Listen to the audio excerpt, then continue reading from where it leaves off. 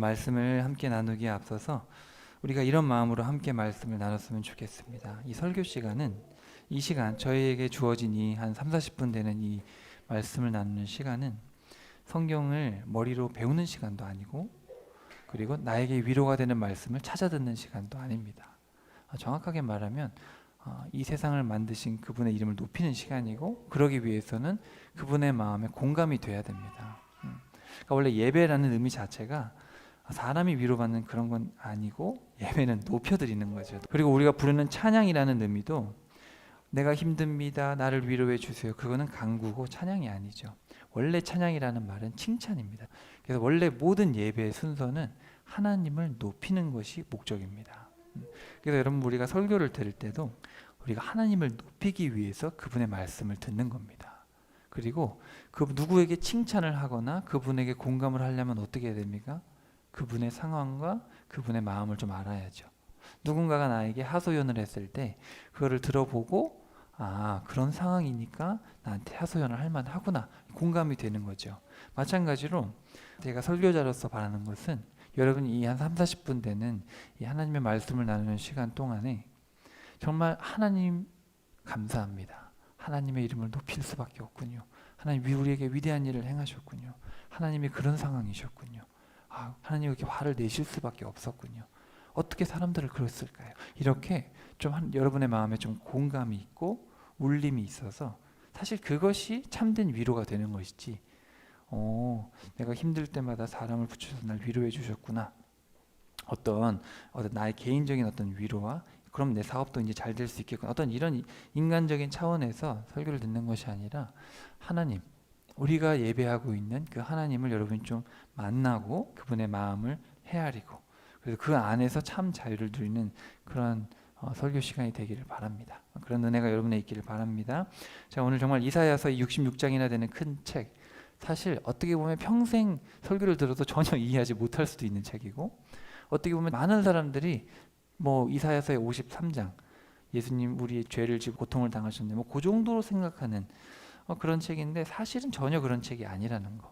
그리고 그것보다 생각보다 이 책은 모든 것을 아우르는, 성경 전체를 아우를 뿐만 아니라 세상 역사 전체를 아우르고 그리고 우리에게 가장 핵심이 되는 것들을 알려주는 너무너무 중요한 책입니다.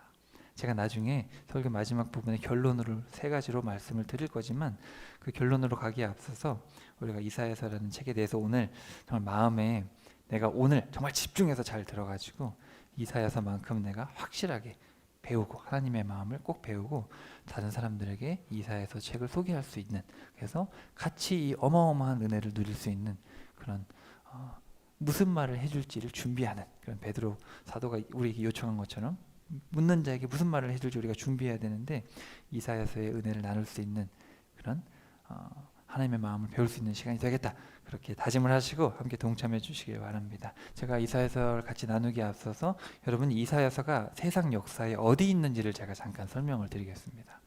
그게 되게 중요하잖아요, 어디에 있는지. 자, 여러분 지금 여러분이 읽고 있는 이 책이 어딘지 모르고 읽으면 의미가 없습니다. 자, 제가 1000년 단위로 끊었고 이것은 성경에 있는 것들을 문자 그대로 해서 이 정도 됩니다. 제가 논란이 되는 인류의 역사가 몇 년이다, 이 지구의 역사가 몇 년이다, 그런 거는 일단 과학자들도 생각이 많으니까 그런 것들 여러분 보류해 두시고 일단 성경의 역사를 있는 그대로 저술했을 때 이렇게 된다, 이 정도 그냥 생각하시고 제가 잠깐 설명을 드리면 자, 우리가 읽고 있는 이 성경은 인류의 시작부터 아담부터 이야기를 하죠. 그리고 이제 홍수 이야기, 그래서 대략 홍수까지가 한 1600년 정도 됩니다, 날짜를 계산해 보면. 그래서 처음 인류가 죄를 짓기 시작했고 하나님이 에녹을 한 600몇 년쯤에 이제 태어나게 하시죠. 그래서 에녹의 이름의 뜻이 뭐냐면 시작입니다, 시작. 그리고 가르치다, 그런 뜻입니다. 둘 다 뜻이 있어요.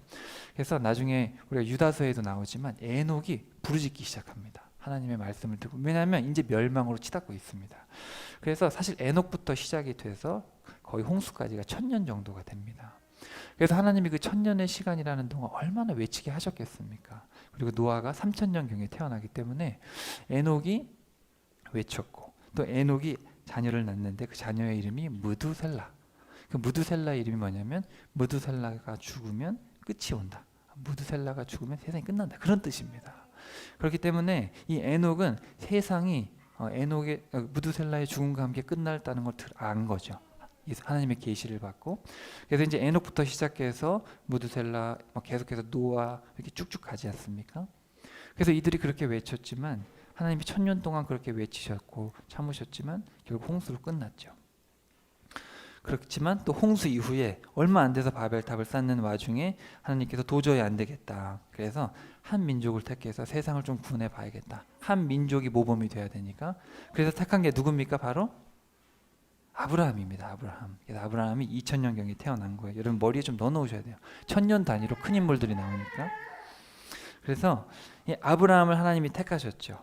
노아를 하나님이 이제 택하셔가지고 세상에 평안을 다시 줘야겠다. 이 악으로 치닫는 세상에 노아의 이름이 평안이거든요. 평안을 다시 줘야겠다는 마음을 가지시고 다시 홍수로 했는데 또 죄를 지으니까 안 되겠다. 민족의 모범이 될 만한 민족의 아버지뻘 되는 사람을 택해야겠다. 그래가지고 아브라함을 택하신 거죠. 그래서 이제 아브라함 한 사람 데리고 나라를 세울 수 없기 때문에 이집트로 데려갔다가 교만하면 안 되니까 노예로 팍 만들었다가 이제 끄집어내면서 이제 시내산에 데려와서 계약을 맺게 되는 게 바로 우리 구약의 이야기입니다. 그래서 그때가 1500년경이죠. 그러니까 1460년경 정확하게 그렇게 얘기하면 그렇지만 어쨌든 그쯤 됩니다. 자, 그리고 그때 이제 계약과 동시에 약속의 땅에 들어가는 게 바로 여호수아. 제가 이 이야기를 해드리고 싶은 거예요. 여호수아. 그리고 그렇게 쭉 시간이 가는데 하나님이 말라기까지 1000년 동안 사랑을 하십니다. 이게 1000년 동안 완전 이스라엘 백성들이 말아먹죠. 그나마 괜찮았던 것이 다윗이었고, 그래서 다윗은 그래도 사랑받는 이런 뜻이에요. 다윗이라는 이름 자체가.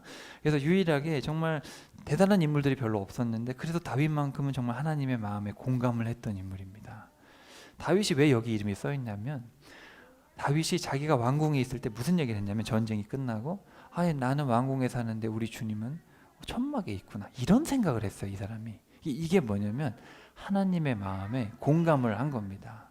그러니까 보통 사람들이 어떻게 신앙생활을 하냐면 어떻게 하나님한테 도움을 받을까? 그게 인간의 보통 신앙생활입니다. 근데 이 다윗은 그게 아니라 내가 하나님을 위해서 뭘 할 수 있을까? 우리 하나님이 천막에 계시네. 이런 생각을 했던 거예요. 하나님이 너무 마음에 감격에 벅차서 다윗을 특별히 생각을 하셨죠. 그리고 다윗의 왕위를 통해 예수님이 오신 거죠. 그래서 다윗이 1000년쯤의 인물이고, 근데 이제 한 700년쯤 지났을 때 이제 말라기라는 어떤 그런 계약이 파기되기 한 200~300년 전에 이제 거의 나라가 망해 가는 겁니다. 망해 갔을 때 북쪽에는 호세아를 보내고 남쪽은 이사야를 보내게 되는 것이죠. 자, 그리고 아니나 다를까 이제 100년, 200년 있다가 북쪽 망하고 남쪽 망하고 그렇다가 다시 돌아왔지만 100년 만에 결국은 포로 생활 마치고 얼마 안 돼서 완전히 망하게 되고 계약이 파기되고, 주님은 그 사랑에 충격이 너무 컸기 때문에 500년 동안 말을 안 하십니다. 그래서 1000년의 사랑이 있고 500년의 침묵의 시간이 있죠. 그 시간이 지나서 마지막으로 누가 오십니까? 바로 예수님이 오시는 겁니다. 나에게 아들을 바쳤던 아브라함의 후손들을 위해서 내가 내 아들을 바치리. 이렇게 된 거죠. 그래서 예수님께서 이제 오시게 됩니다. 자, 그래서 여러분 여기 보시면 자, 아브라함부터 시작해서 사실 예수님 이야기까지 해서 유대인의 이야기입니다. 그래서 마태복음에 보면 아브라함과 다윗의 자손 예수 그리스도의 계보라 이제 그렇게 표현을 하는 겁니다. 그리고 이제 궁극적으로 여호수아 시대부터 시작해서 이제 이스라엘의 이야기가 시작되는데, 자, 여기 표에 보시면 자, 여호수아와 호세아 이사야까지가 제가 전에 한번 말씀드렸는데 700몇 년쯤 되고요. 그 다음에 호세아와 이사야부터 예수님까지가 한 700년 정도 됩니다.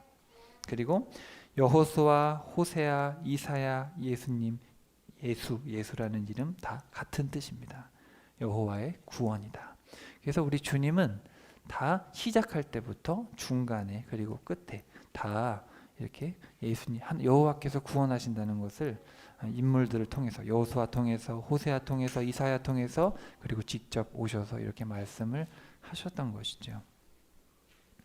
그리고 그 복음이 쭉쭉쭉쭉 전파되었고 지금 저와 여러분이 살고 있는 2022년 현재까지 전파가 돼 있고 그리고 예수님이 언제 재림하실지는 제가 모르겠습니다. 그건 저도 모르고 징조만 알 뿐이죠. 다만 제 개인적인 생각으로는 멀지 않았다라는 생각이 듭니다. 뭐 근데 그건 저도 확신할 수 없고 징조를 살필 뿐이죠. 그리고 예수님이 재림하시는 그때에 이제 천년 왕국이 세워집니다. 여러분 이걸 잘 이해를 하셔야 됩니다. 왜냐하면 이 천년 왕국이 뭐냐면 천년 동안 모범이 되어야 될 이스라엘 백성들이 모범이 못 되었죠. 그래서 예수님이 직접 통치하셔서 이 천년 동안 다스리셔서 이스라엘을 회복시키시고 모든 세상을 회복시키신 후에 그 다음에 이제 백보자 심판 후에 새하늘과 새 땅 천국에 비로소 들어가게 되는. 그래서 아담부터 시작해서 이 백보자 심판과 새하늘과 새 땅까지 이 모든 이야기가 사실은 이사야서에 들어 있습니다. 1장 1절에 보시면 아모스의 아들 이사야가 유다와 예루살렘에 대하여 본 환상으로 우시야, 요담, 아하스, 히스기야가 다스리던 시대인데 잘 보십시오. 하늘아 들어라, 땅아 귀를 기울여라. 이렇게 하늘과 땅 이렇게 이게 시작이 되죠. 하늘아 들어라, 땅아 귀를 기울여라. 내 자식을 내가 힘껏 키웠는데 나를 거역하고 배척했다. 이게 뭡니까? 천지 창조부터 시작했죠. 하늘과 땅부터 시작해가지고 착한 백성들의 이야기. 하늘과 땅을 창조한 그분께서 하늘과 땅에게 지금 외치시는 겁니다. 내가 이 땅이 악으로 치달으니까 한 백성을 택해서 내 백성 이스라엘을 택해 아브라함의 후손들을 택했는데 이놈들이 나를 거역하고 배척한다. 아니 짐승조차도 자기 주인을 알아보고 자기 먹는 구유를 알아보는데 내 자식 이스라엘은 자기 부모도 알아보지 못한다. 진짜 슬프다. 이 타락한 자식들, 이 악을 일삼는 종자, 너희들은 주를 저버리고 거룩하신 분을 비웃고 깔보는구나. 어떻게 너희들은 매맞을 짓만 가려 하느냐. 너희들은 지금 병들을 대로 병들었고 머리부터 발끝까지 성한 데가 없다. 7절 보십시오. 땅은 황폐해졌고 너희 성읍은 다 불타고 있다. 몽땅 너희들 다 약탈당하고 있고 이방 군대에게 짓밟히고 있다. 내 딸 시온은 포도원의 초막 같고 참외밭의 원두막 같으며 대적들의 애원싸임 성읍 같아서 겨우 남아있을 뿐이다. 하나님이 돌보지 않았으면 벌써 너희들은 소돔과 고모라처럼 흔적도 없어졌을 것이다. 잘 들어 이놈들아. 이렇게 시작을 하죠. 그래서 지금 이때가 언제냐 이렇게 외치실 때가 바로 이사야서. 우리 여기 제가 설명드렸습니다. BC 700년경에 BC 700 한 5, 60년경부터 시작해서 꽤 오랜 기간 동안 사역을 했고 이사야는 왕족입니다. 왕족. 그래서 왕궁에서 외쳤던 것이죠. 그리고 동시대에 사역했던 미가는 시골이기 때문에 밑에서 윗사람들한테 외쳐댔고 이사야는 위에서 온 세상을 향해서 이렇게 백성들을 향해서 이제 외쳤던 것입니다. 그리고 여러분 자 보시면 위치적으로 지금 이 호세아서와 이사야서가 어떻게 보면 역사의 중간에 있는 겁니다. 역사의 중간에. 그래서 어떻게 보면 처음과 끝을 아우르는 그런 책이라 볼 수 있고 참 재밌는 것이 1장부터 66장인데 성경도 1장부터 66장까지 되어 있지 않습니까? 그래서 그런 아주 중요한 의미가 있다는 것. 여러분 이사야서의 위치가 바로 여기 있다. 잘 파악을 하시고 같이 함께 살펴보도록 하겠습니다. 우리가 1장부터 66장까지 이렇게 앞에 표를 보시면 좀 어려워 보이지만 제가 쉽게 설명을 드릴 텐데 이게 세상 역사가 지금 들어있는 겁니다. 그래서 1장부터 39장까지 심판에 대해서 그리고 40장부터 66장 신약에 해당하는 27장이 회복에 대해서 있는데 자, 여러분 앞에 한번 보시고 자, 이 이야기를 짧게 보면 이런 이야기입니다. 자, 여기 잘 보세요. 7 이야기인데 여러분 머리 딱 7개로 넣어 놓으시면 좋을 것 같아요. 하나님이 택한 백성들을 마구 때리십니다. 모범이 되어야 될 사람들이 모범이 안 되고 있기 때문에 너무너무 마음 아파하시면서 때리고 그럼 내 자식만 잘못 듣느냐? 아니죠. 택하지 않은 백성들은 당연히 죄 짓고 있습니다. 너무 마음이 상심이 크시니까 이방 백성들을 또 때리시죠. 그리고 이렇게 택한 백성들을 때리고 또 택하지 않은 이방 백성마저도 때리고 나니까 하나님의 마음에 뭐가 남아있겠습니까? 고통이 남아있죠. 고통. 여러분 자식을 때리는 부모가 때리고 나서 기뻐할 부모는 한 명도 없습니다. 때리고 나면 마음에 응어리가 남아있죠. 그래서 하나님의 탄식이 6번에 걸쳐서 나옵니다. 이 패역한 자식들아. 이집트만 따라가는 놈들아. 그렇게 하나님의 탄식이 나오고 그 다음에 이 심판의 이야기와 회복의 이야기의 중간에 이 인간이 어떤 죄를 짓는 존재들인가에 대해서 히스기야의 이야기가 나오고요. 그 다음에 이제 5번에 가시면 하나님께서 무슨 얘기를 계속 하시냐면 내가 바로 창조주다, 그런 얘기를 계속해서 하십니다. 내가 바로 창조주다. 그리고 6번으로 가면 너희들이 스스로 죄값을 치르지 못하기 때문에 내가 내 아들을 보내서 예수님께서 너희를 위해 죄값을 치러주실 것이고 너희 죄 때문에 내 아들이 고통을 받을 것이다. 바로 예수님의 이야기를 하게 됩니다. 그리고 마지막으로 너희들 정의와 공의를 완전히 무너뜨렸는데 주의 성령께서 너희에게 오셔서 너희가 정의와 공의를 행할 수 있게 하실 것이다. 주의 성령이 내게 임하시면 너희가 가난한 자에게 복음이 전파되죠. 그래서 겸손한 자들이 복음을 듣게 되고 억압받고 눈먼 자가 보게 되는 어떤 그런 일들이 일어나게 될 것인데, 이런 하나님의 어마어마한 은혜, 예수님을 통해서 표현되는 나타나는 이 은혜를 거부하는 자들에게는 예수님의 재림 때 자비 없는 심판이 있을 것이다. 이제 그렇게 해서 끝이 나게 되고, 이제 끝내 그 사랑을 알지 못하는 자들은 그렇게 저주받아 심판을 받지만 그 주님의 크신 사랑에 응답하는 자들에게는 새 하늘과 새 땅으로 인도를 받을 것이다. 이제 그런 이야기로 끝이 납니다. 그래서 다시 보시면 택한 백성들을 향해서 하늘과 땅아 들어라, 내 자식이 패역해서 내 마음이 찢어진다, 그런 얘기로 시작해서 내 자식들은 내가 회복시키고 새 하늘과 새 땅으로 인도할 거다, 이런 이야기가 나오고 그 중심에 누가 있겠습니까? 바로 예수님이 계신 거예요. 자, 여기 보면 근데 그 이야기가 계속 어떻게 진행이 되냐면 심판의 이야기를 분명히 하는데 계속 끝에서는 회복 이야기를 계속 하십니다. 제가 여러 번 강조드렸지만, 그리고 여기 지금 초록색으로 되어 있는 부분들이 있지 않습니까? 한번 때렸다가 회복 얘기하고 때렸다가 회복 얘기하고 때렸다가 회복 얘기하고 궁극적으로 회복 얘기하고, 다른 나라들 다 때린 다음에 또 회복 얘기하고, 또 한탄이 있어가지고 6번에 걸쳐서 탄식을, 이 자식들아 슬프다 이 패역한 자식들아, 교만한 멸류관아, 이 속이는 자들아, 막 이런 얘기를 하시면서도 그러면서도 회복을 얘기를 계속 하십니다. 악인들은 멸망시킬 것이다, 너희들에게 정의와 공의를 베풀어 줄 거다, 내가 아들을 보낼 거다, 뭐 그런 얘기를 계속 하시면서 마지막으로 궁극적으로 너희들을 회복시킬 거다. 여러분, 이런 얘기를 제가 하는 이유는 그런 구조구나, 그게 아닙니다. 부모의 마음을 좀 여러분 깨달으셔야 돼요. 저도 자녀를 키우지만 때리고 나서도 아이스크림 사주고 싶은 게 부모의 마음이지 않습니까? 자, 그리고 오른쪽으로 가시면 예수님께서 맨 아래쪽에 보시면 이제 자기가 창조주라는 얘기를 계속 하시면서도 그리고 내가 창조주로서 너희들에게 고레스를 보내서 회복시킬 거다, 그러면서도 나중에 악인들에게는 자비가 없다, 이제 그런 얘기 하시고, 그 다음에 예수님을 보내서 너희들을 회복시킬 것이다, 너희들의 죄값을 담당하실 것이다, 하지만 악인들에게는 평안이 없다. 그러니까 창조주를 외면하면 자비가 없고 창조주가 보낸 아들을 외면하면 자비가 없습니다.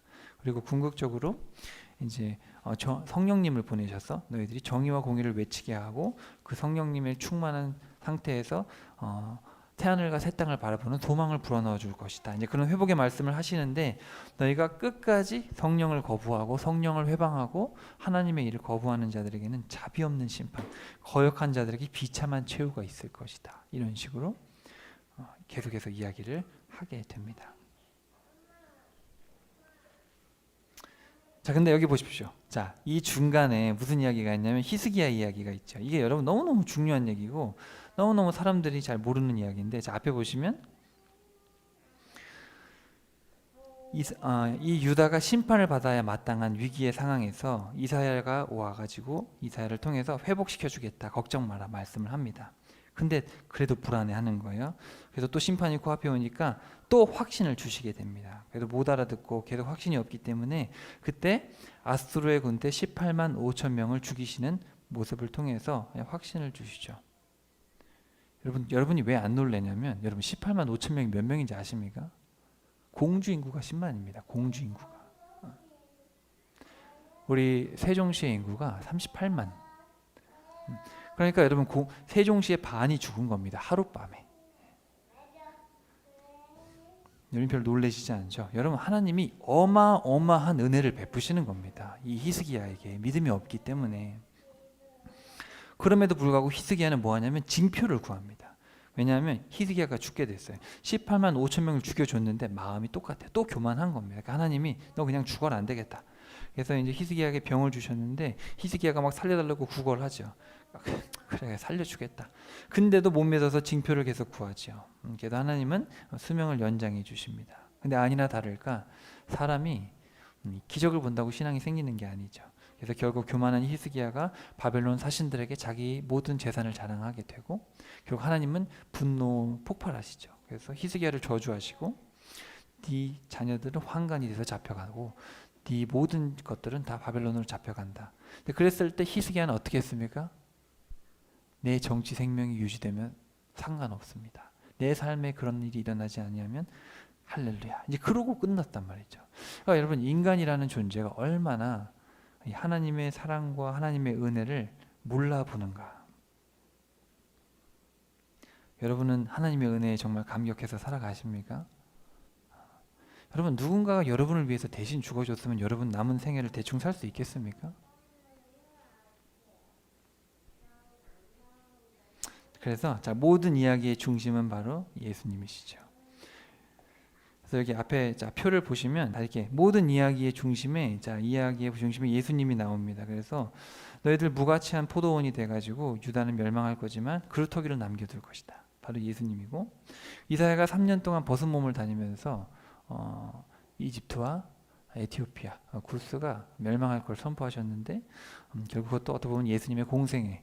예수님 정말 벗은 사람처럼 그렇게 나타난 거죠. 사람 인간이 되셔서 그렇게 모욕을 받고 왜 하나님이 모욕을 당하셔야 됩니까? 그지만 우리 주님이 이 땅에 오셔서 인간이 되셔서 온갖 고진 모욕을 다 견디셨죠. 그리고 예수님을 통해서 참된 지혜와 교훈을 우리에게 주시게 됩니다. 그리고 예수님을 통해서 우리가 구원을 받죠. 고레스를 통해서 하나님께서 이스라엘을 구원하셨는데 고레스라는 이름의 뜻을 나중에 살펴보겠지만 주라는 뜻입니다. 주님. 그리고 위로를 주는 자, 그런 뜻이에요. 그래서 예수님이시죠. 고레스가 모형이고 실제는 예수님이고, 그리고 뭐 고난 받는 종 예수님에 대해서는 뭐 더 드릴 말씀이 없죠. 우리를 위해서 우리의 죄를 담당하신 분 예수님, 그리고 예수님께서 재림하셔서 심판을 하시고 18만 5천 명을 죽인 게 바로 주의 천사 예수님이십니다. 주의 천사 여호와의 천사는 예수님이시거든요. 신적인 권위를 가지고 계시죠. 그래서 예수님이 그런 어마어마한 일들을 일으키셨고 이사야의 이름 자체가 바로 예수님과 같은 이름이다. 그러니까 모든 것은 예수님을 중심으로 펼쳐지고 있다. 그럼 여러분 이런 것들을 잘 파악을 하셔야 됩니다.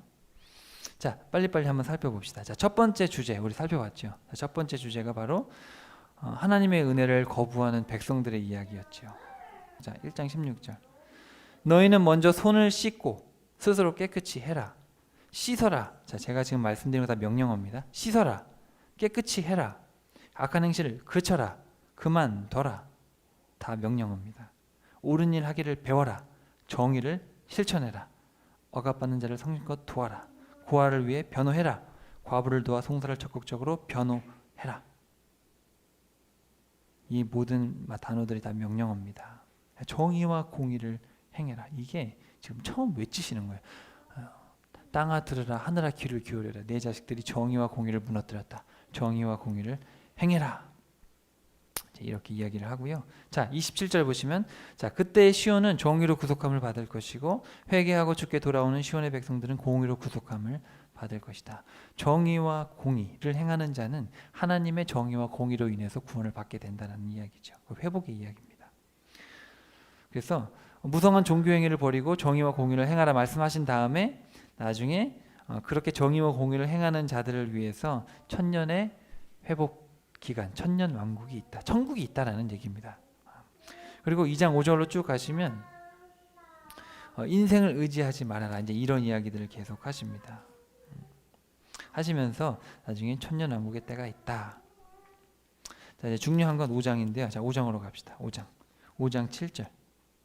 자, 이스라엘 백성들은 하나님께서 좋은 포도원이 되기를 바라셨죠. 모범이 되기를 바라셨는데 이스라엘 백성들이 포도도 내지 못한 썩은 포도만 내는 포도원이 됐다. 그래서 너희들은 화 있을 것이다. 그러면서 뭐라 그러시냐면 자, 주께서 자기 백성에게 정의를 기대하셨지만 보이는 것 불의한 피 흘림 뿐이요 공의를 기대하셨건만 들리는 것은 억눌린 자들의 울부짖음 뿐이다. 이제 이런 이야기를 하시게 됩니다. 너희들 재판을 공평하게 하라고 했더니 억울한 사람만 만들어내고 있다. 그리고 너희들 사랑을 베풀라고 했더니 어떻게 울고 있는 자들이 넘쳐나느냐. 그래서 너희들에게는 재앙이 임할 것이다. 8절 끝에도 보시고 11절 끝에도 보시고 재앙이 임할 것이다. 18절 끝에도 재앙이 임할 것이다. 20절, 21절, 22절 너희들에게 기필코 재앙이 임할 것이다. 정의와 공의를 무너뜨리는 너희에게는 재앙밖에 남은 게 없다. 여러분, 저 여러분에게 하는 말씀입니다. 저 여러분 택한 자녀들 아니고, 그죠? 교회로 부르셨잖아요. 근데 우리의 삶에 정의와 공의가 없으면 기필코 재앙이 임하게 되는 것이죠. 그럼에도 불구하고 하나님께서 우리를 구원하시겠다. 우리가 정의와 공의를 행할 때 이제 그런 얘기를 하시는데, 자 6장 갑시다. 6장 13절 끝에 보시면 6장 13절 끝에 거기에도 거룩한 씨가 남아서 그 땅에 그루터기가 될 것이다. 이제 요 이야기를 하십니다. 계속해서 심판 이야기를 하시죠. 너무 악으로 치닫고 있으니까. 그렇지만 내가 거룩한 씨 하나를 남겨둘 것이다. 그게 바로 예수님이십니다. 그래서 사실 저와 여러분의 삶도 어떻게 보면 무가치하죠. 어떻게 보면 우리도 먼지죠. 하나의 먼지고, 저와 여러분도 사실은 선한 일을 많이 했나 죄를 많이 졌나 따져보면 우리의 삶에도 죄가 가득합니다. 그렇지만 주님은 우리를 위해서 예수님을 남기셨고 예수님을 통해서 우리를 변화시켜 주신 것이죠.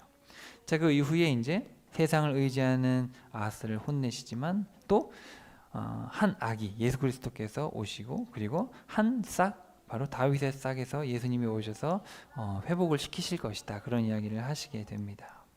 그래서 계속해서 5번에 걸쳐서 너네 잘못했다 하지만 회복이 있다. 너네 정말 잘못하고 있다. 그렇지만 회복은 시킨다. 이제 이런 이야기를 5번에 걸쳐서 한 다음에 이스라엘로 하여금 감사의 찬송을 부르게 합니다.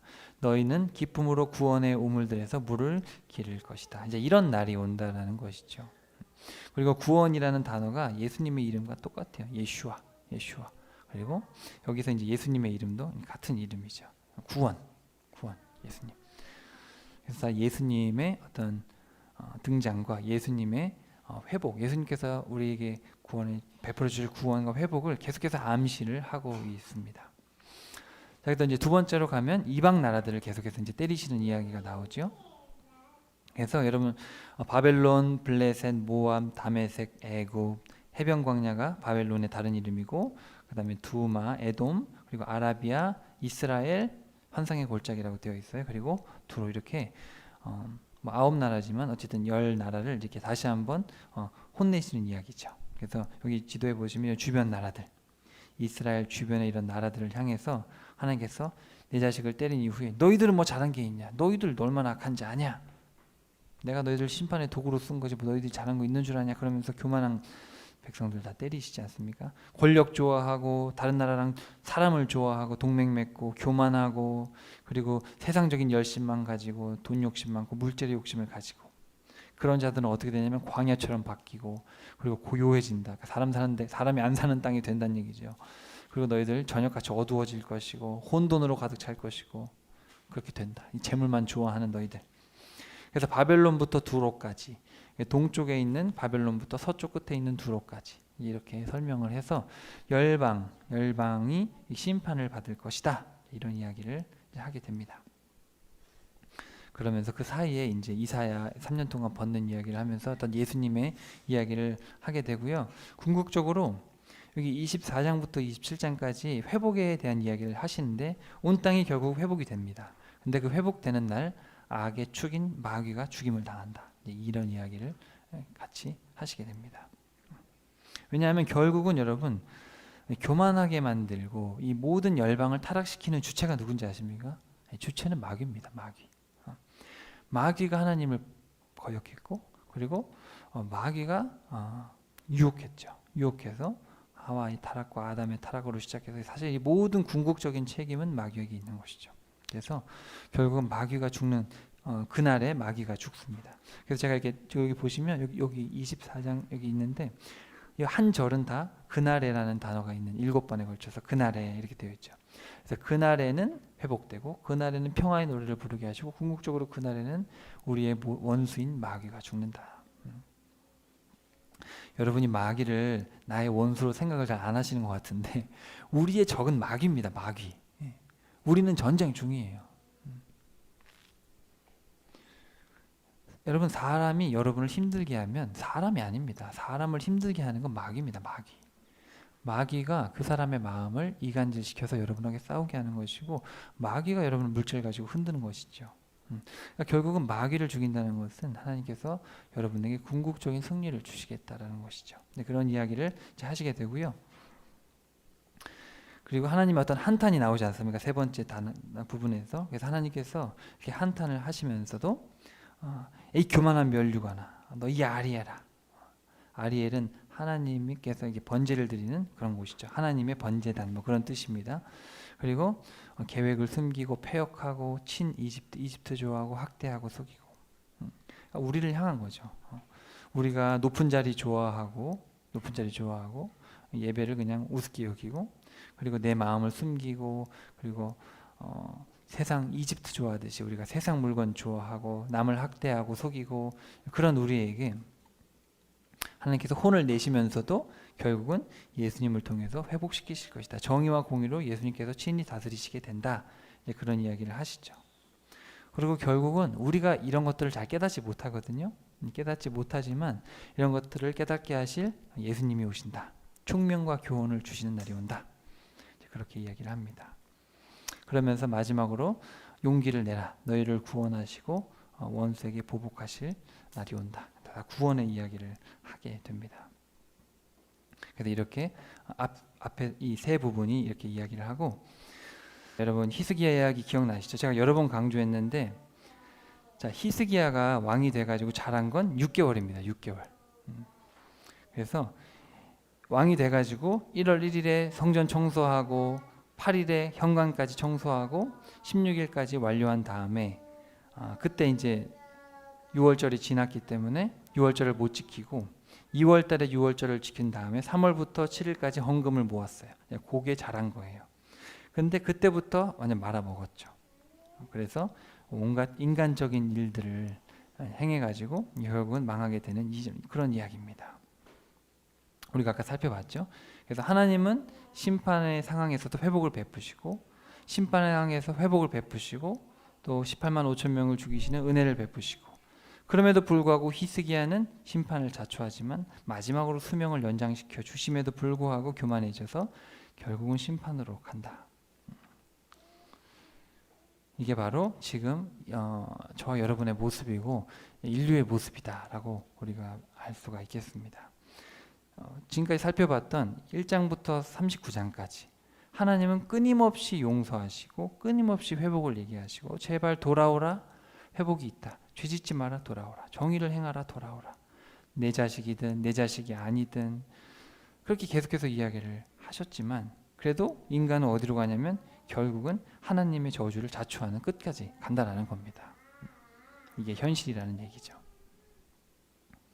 즉, 그래서 하나님이 이제 회복을 이야기하시면서 가장 먼저 우리에게 하셨던 이야기가 뭐냐면 바로 나 외에 다른 신은 없다. 여러분, 창조주 하나님을 정말 믿으십니까? 이게 사실 전부입니다. 전부. 이게 시작이죠. 나를 만드신 분이 있다. 이 세상을 만든 분이 어떤 계획을 가지고 계신다라는 것을 우리가 먼저 알아야 되겠고요. 그리고 제가 아까 설명드렸듯이 이제 고레스를 세우셨다 그랬는데, 고레스란 이름이 주님이란 뜻이고 또 보살핌을 베푸는 자라는 뜻입니다. 그래서 하나님께서 2700년 전에 고레스를 보내실 거라고 하셨고, 고레스를 통해서 이스라엘을 구원하신 것처럼 바로 창조주께서는 예수님을 보내셔서 우리를 구원하실 계획을 갖고 있다는 것이죠. 그래서 그냥 예수 믿고 이 땅에서 잘 되는, 그거는 성경의 이야기가 아니고, 그게 아니고 창조주께서 우리의 구원을 위해서 예수님을 보내셨다. 그걸 여러분 꼭 기억하셔야 됩니다. 그리고 그 창조주를 신뢰하고 그분이 보내신 아들을 믿어야 되는데, 따라야 되는데, 그렇지 않는 자들에게는 평안이 없다. 딱 한마디 하시죠. 딱 한 절에서 그렇게 이야기를 하게 됩니다.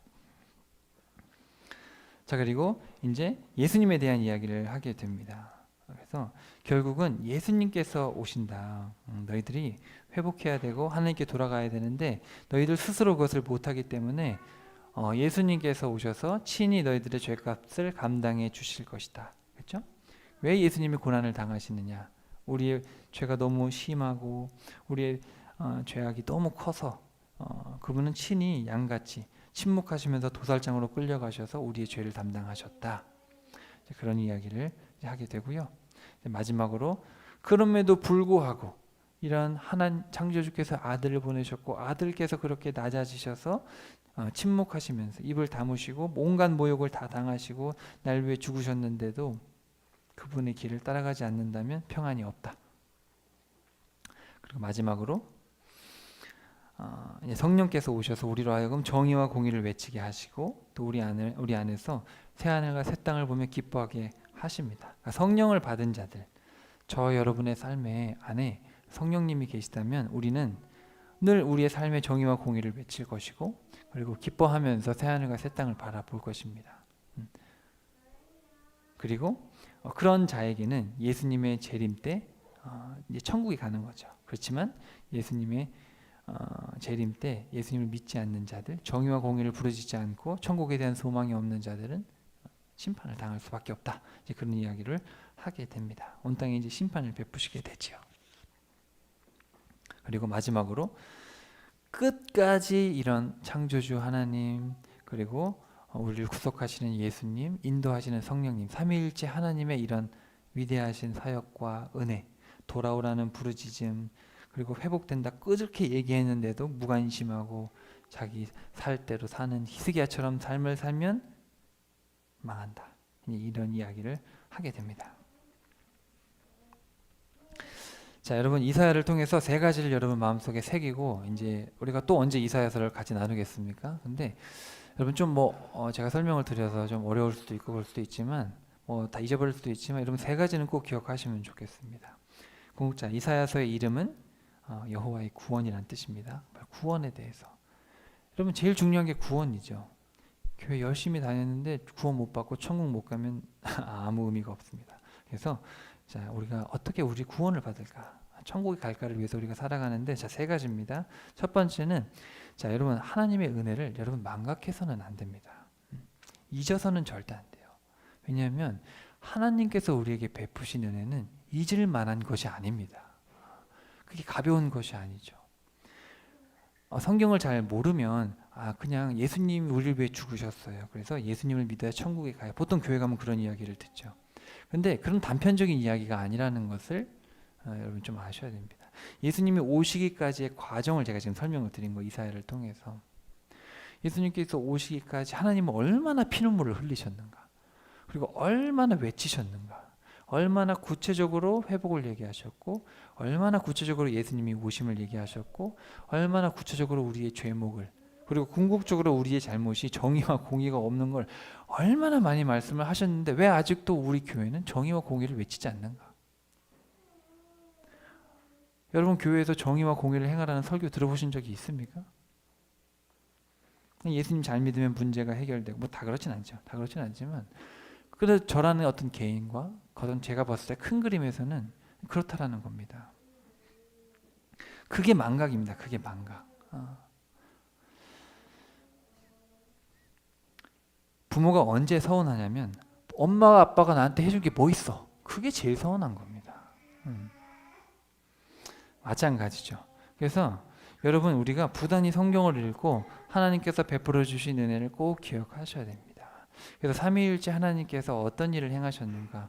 그래서 여러분 저희 지난주 말씀을 들어보시면 지난주 여기 못 오신 분들도 계신데 지난주에 설교를 들어보시면 예수님께서 구약 시대에 하셨던 일들을 제가 다 설명을 드렸습니다. 여호와의 천사, 하나님의 천사로 오셔서 구약 시대 때 예수님께서 하셨던 일들, 그리고 여호와의 영, 하나님의 영, 성령께서 구약 시대에 하셨던 일들이 얼마나 중요하고 얼마나 위기의 상황 속에서 예수님과 성자 예수님과 성령 하나님께서 성부 하나님과 함께 구약 시대 때 얼마나 애를 쓰셨는지 제가 설명을 드렸습니다. 그래서 여러분이 그런 하나님의 일들을 구체적으로 알고 그 은혜를 구체적으로 알고 있어야 여러분이 망각하지 않습니다. 그래야 함부로 하나님한테 원망하지 않죠. 여러분 절대 우리는 하나님한테 원망할 수가 없습니다. 그분은 얼마나 위대한 일을 행하셨는데요. 그럼에도 불구하고 인간은 무지하고 교만해서 하나님을 알려 하지 않고 그냥 하나님을 내 인생의 문제 해결자 정도로 생각하는 그런 교만을 행하고 있죠. 그래서 여러분 꼭 제가 당부드리고 싶은 것은 이사야서를 마치면서 첫째로는 과거 우리 주님께서 저와 여러분을 위해서 베푸신 은혜를 여러분 절대로 망각해서는 안 됩니다. 여러분의 남은 여생 꼭 그분께서 우리 인류를 위해서 나를 위해서 행하신 것들을 꼭 기억하시고 그분께 감사하며 힘들 때마다 은혜를 기억하면 힘이 날 겁니다. 꼭 그렇게 사실 수 있기를 바랍니다. 두 번째는 여기 잘못됐어요. 숫자가 두 번째입니다. 두 번째는 현재인데요. 정의와 공의를 행하는 삶이 나의 현실에 있어야 됩니다. 자, 예수님께서 세상을 다스리실 때 뭐와 뭘로 다스리신다고 몇 번이나 얘기하셨습니까? 정의와 공의로 다스리신다. 제가 시간이 없어서 다 못 써왔는데 여러분 다 설명을 못 드리기 때문에 준비를 안 해왔는데 이사야서에 정의와 공의가 몇 번이나 등장하냐면 50몇 번 등장합니다. 50몇 번.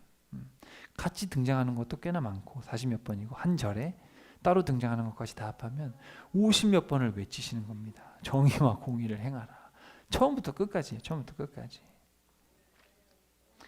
그래서 여러분 은혜를 망각하지 않았으면 그럼 내 삶에 변화가 있어야 되지 않겠습니까? 그럼 내 삶에 어떤 변화가 있어야 되냐면 믿습니다 기도하는 게 아니에요. 기도해야죠. 하지만 그 모든 건 뭐냐면 정의와 공의를 행하는 삶으로 드러나야 됩니다. 아까 저희가 1장에서 읽었듯이 위선적인 종교 행위는 별로 의미가 없습니다. 너희들의 손에 피가 가득한데 11조를 가져오고 초하루 예배를 드리고 헌금을 드리고 내 마음의 짐이다. 그렇게 말씀을 하셨죠. 그래서 여러분 꼭 기억하셔야 됩니다. 은혜를 기억하는 자, 은혜를 아는 자, 은혜를 망각하지 않는 자의 삶에는 정의와 공의를 행하는 것이 있어야 된다. 꼭 기억하시길 바랍니다. 자, 마지막으로 세 번째는 미래인데요. 자, 미래. 저와 여러분은 영원한 천국을 바라보아야 됩니다. 이사야서에서 처음부터 끝까지 계속 무슨 얘기를 합니까? 회복의 때를 계속 얘기합니다. 천년왕국은 이제 이스라엘을 향한 어떤 구체적인 미래고 저와 여러분을 향한 구체적인 미래는 바로 새 하늘과 새 땅이죠. 그래서 사실 저와 여러분은 늘 오늘도 천국을 바라보면서 살아가는 사람들이죠. 그래서 하나님께서 정의와 공의를 행하는 자를 의롭다고 여기시는데 의인에게는 영원한 회복의 천국이 있고 끝내 은혜를 망각하고 정의와 공의를 무시하고 우리에게 주어진 미래 천국을 무시하고 자기 욕심에 이끌려 사는 악인들에게는 영원한 심판이 있다라는 것입니다. 그래서 이 세 가지를 여러분 이사야서를 마치면서 이사야서 이 66장의 이야기를 여러분이 다 기억은 못하시더라도 이 이사야서 66장을 통해서 가장 강조하는 것은 저는 세 가지로 정리를 한 겁니다. 은혜를 망각하지 말아라. 그리고 너희의 삶에 현재의 삶에 정의와 공의가 있는지를 꼭 돌아보고 정의와 공의를 실천해라. 그리고 궁극적으로 우리가 바라봐야 될 것은 미래다. 너희를 위해서 회복된 미래다. 그러니까 현재의 고난을 미래의 회복을 천국을 바라보면서 이겨내라. 그렇죠? 그래서 이것이 바로 여호와의 구원이죠. 여러분 이제 앞으로 여러분에게 어떤 삶이 펼쳐질지 저도 모릅니다. 그리고 어떤 세상이 펼쳐질지 잘 저도 알 수는 없습니다. 다만 제가 확신할 수 있는 것은 주님은 저 여러분을 보고 계신다라는 것이죠. 그리고 우리 다시 생각하는 교회를 통해서 하나님께서 이사야서를 또 함께 나누게 하셨는데 한 7, 8개월 동안 이렇게 하셨는데 전 뜻이 또 있다고 생각을 하고 또 저와 여러분 여기 몇 명 안 되지만 우리가 앉아서 이사야서 설교를 들었죠. 나간지 나눴는데 전 그것도 우연이라고 생각하지는 않습니다. 세상에 우연은 없죠. 그래서 이 이사야서를 이제 듣고 이제 또 세상으로 나아가서 또 우리가 살고 또 다른 말씀들을 살펴볼 터지만 여러분 일생의 이사야서의 말씀이 여러분을 인도하는 가이드가 돼서 정말 여러분 생각날 때마다 이사야서를 읽고 그분의 은혜를 기억하시고 또 정의와 공의를 행하는 것이 얼마나 중요한지 내 삶을 돌아보고 또 정말 우리에게 이렇게 위대한 회복의 미래가 펼쳐져 있구나. 소망이 없을 때마다 이사야서를 통해서 소망을 다시 한번 회복시키셔서 우리 여호와의 구원, 우리 예수님을 통해서 우리에게 베푸신 여호와의 구원이 정말 내 삶에 살아 숨쉬고 정말 내가 구원받은 자로서 구원을 아직 받지 못한 많은 사람들에게 구원을 베풀 수 있는 삶을 살아가실 수 있는 우리 다시 생각하는 교회 성도님들의 남은 여생이 될 수 있기를 간절히 축복합니다.